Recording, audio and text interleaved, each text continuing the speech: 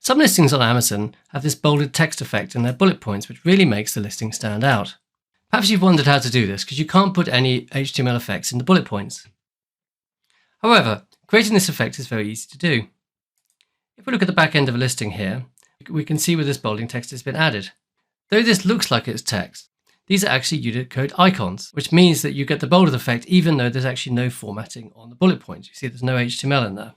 It's really easy to do. Let me just show you a listing I'm trying to do at the moment.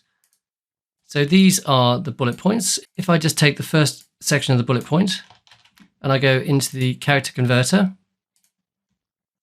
if I input the text here, and it'll show me the Unitext on this side. So if I take that Unicode text, and then I go back to my spreadsheet, and I then replace that, you can see it's now got that bolded effect.